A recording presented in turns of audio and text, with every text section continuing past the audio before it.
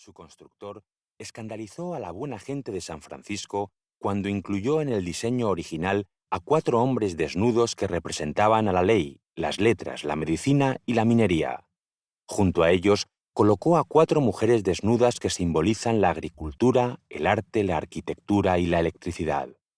Los Sather también donaron a la universidad la menos polémica Torre de Sather. Muchos dicen que se parece a la hermosa Torre de San Marcos de Venecia, pero los habitantes de Berkeley saben que la de los Sather es aún más bella. La torre simboliza el ascenso del hombre de su absoluta ignorancia hasta el conocimiento pleno. John había escuchado esa explicación 1000 veces de boca de su padre y había seguido su dedo por el aire mientras enfocaba la blanca y reluciente torre. Allí no había iglesias ni catedrales que le quitaran el protagonismo. La torre se erguía solitaria observando la bahía de San Francisco, como una especie de faro del conocimiento. John solía subir a la torre muchas tardes de verano. Ascendía por las escalinatas sus 13 plantas y llegaba, casi desfallecido, a lo que él llamaba el techo de California. No usaba el ascensor como lo hacía la mayoría de los alumnos y profesores. Quería subir por sus propias fuerzas, notar cómo los músculos de las piernas se entumecían y sentir cómo el dolor dejaba paso al agotamiento y éste al sosiego de la insensibilidad.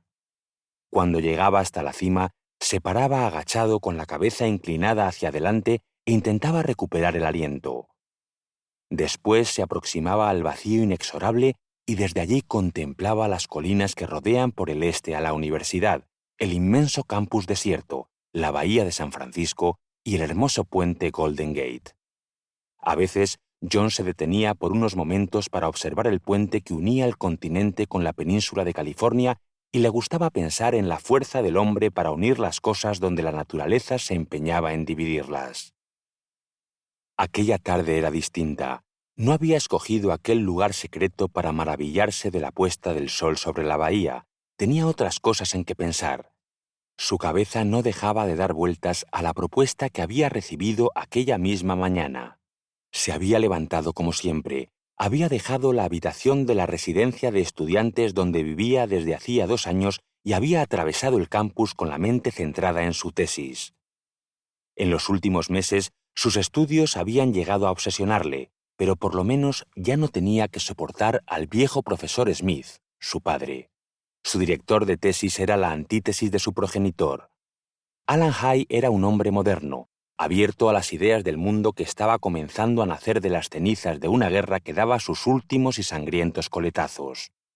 Aquel verano del 1944, los chicos del tío Sam habían desembarcado en Normandía y avanzaban imparables hacia el corazón de Alemania.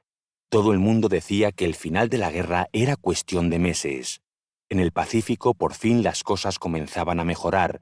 Los soldados americanos habían recuperado las Marianas, unas islas imprescindibles para llegar a bombardear Japón y acelerar el fin de la guerra. John tenía un conocimiento limitado de la guerra.